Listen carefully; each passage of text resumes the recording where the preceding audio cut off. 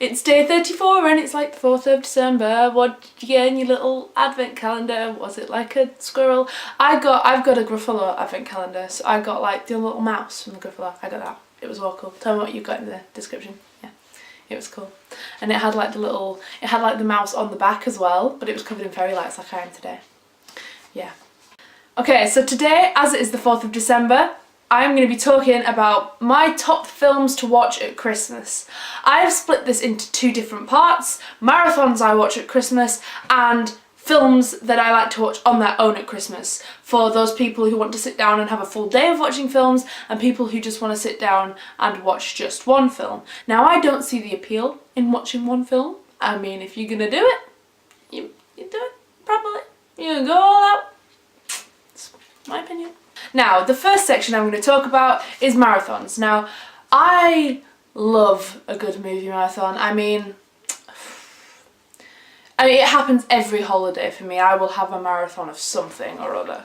Who knows what it is, but I will do it and manage it quite well. Whether that be like a 9-season show with 22 episodes in each season. I'm going to start this video with the section about movie marathons. Now, this is my favourite thing to do at Christmas. I like to sit in my bed with a big duvet, my laptop, and just sit and watch loads of films with a hot chocolate or a cup of tea or something similar. I love it. It's my favourite thing to do. So I've written down a few of my all-time favourite things to marathon. The obvious one at Christmas time is you have to marathon a Christmas. You have to have a Christmas marathon. You have to. It's necessary. You need to sit down and watch like a solid 6 Christmas films in a row. It's necessary. It just is, especially when it gets nearer to Christmas. Christmas Eve, you sat down, there's all the Christmas films on the telly, you're like, hey, you know what? I'm gonna watch all of them. That's me every Christmas. Oh dear.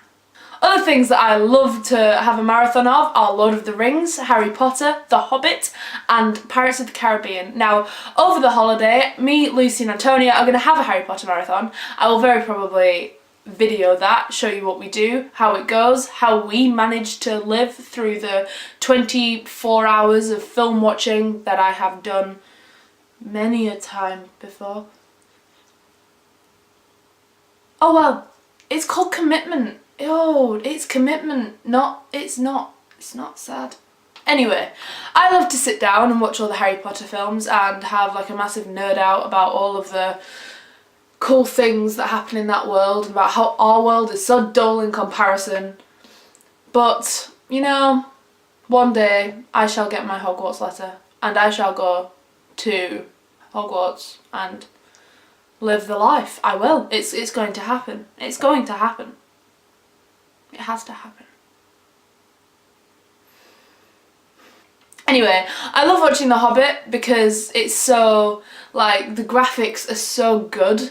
I always think that The Hobbit is one of those films that I will never get bored of. I could watch that film so many times on repeat and I will never ever ever get bored of it. I absolutely love that film series. So if you've never seen that, give that a watch. Maybe have a Christmas marathon of it on, I don't know, your TV. Do it. Go for it. It's a well good series. Same with Lord of the Rings.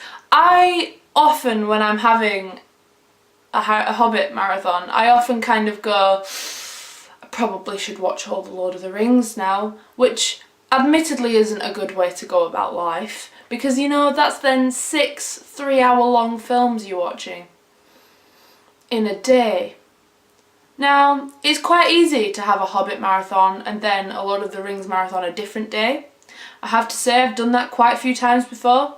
It's quite easy. I wouldn't say that that was hard. I'd say that was marathoning for beginners. But to do all 6 films, Jesus. I have to say that is one of the hardest marathons I have ever done.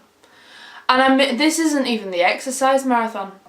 I imagine watching all of the Lord of the Rings series and all of the Hobbit series is harder than doing an actual running marathon. That's, yeah. So, they are my marathon favourites to do. Now, my favourite films, admittedly some aren't films, but still. So the first film I've chosen isn't a Christmas film, but it is one of those that is kind of very comforting, and it's very nice to watch when you're like either on your own or with your family and you don't know what to watch, and it's raining outside and it's been a cold day and it's just late at night and you're like, you know what, I need a good film to watch, and that's Hitchhiker's Guide to the Galaxy. Now, I have seen all variations of Hitchhiker's Guide to the Galaxy, and I can't choose my favourite, but the current one, I know a lot of people disagree with this, I really like the current one. That is the one I watched first, and then my dad was like, excuse me, no, you can't do that. So then I sat down and I watched the TV show and I've listened to the radio broadcast, and honestly, and I think I've read the book. And it was just one of those that I love the stories. And if you wanted something like quite funny, a bit weird, very weird to watch, Hitchhiker's Guide is such a good one to watch. It is so good. I really advise watching that one at Christmas or any time, whenever you find some spare time. Get that film on, it's well good. Doctor Who specials, they're really good every single year. I find it fantastic because the Doctor Who Christmas specials, you know, they're not meant to be like some $30 billion blockbuster. They're meant to be a little bit shit on the budget. You're not expecting some fucking work of art in graphics. I think that was my issue with the new season. I'm not going to get into that now. But I like some of the older Doctor Who specials because they just make me laugh. They just make me laugh a lot about how crap some of them are, but there are such good stories, such interesting characters, and such, it's just so enthralling for little children and adults. Honestly, I think Doctor Who is one of the most intriguing TV shows I have ever watched. Honestly, I can't tell you how much I love that show, and the Christmas specials always brighten up my year, and they are the best part of Christmas in my opinion. There is nothing that trumps a good Doctor Who special, and I feel like that is something that I like to do at Christmas, is to re-watch some of those Christmas specials. Okay, so the next one is the Santa Claus series. This series is such a good one for Christmas. I think it's so lovely, and I like how they use the same actors throughout the 3 films. The first one was done in like 1994 or something like that, and then the last one is done in God knows what time. It's like the Santa Claus 3, and it's a series with Tim Allen in it. I don't know whether that helps anybody, but it's such a good film. Like, all 3 of them, they are so good and they're so Christmassy. Like, when I think of Christmas, this is the film I think about. These are the films I think about, and I've watched them ever since I was a small child, and I've loved them ever since I was a small child. And if you've never seen that series, first of all, where have you been? Second of all, go and watch them. Do it. They're such a good, like, series of shows. The next one is my favourite Christmas film, which I discussed with my brother in the previous video I did. And that's The Polar Express. Now, I love that film. I love it. It's magical. I think I'm just going to leave it there. It's magical. There we are. Now, the last one is a fantastic film.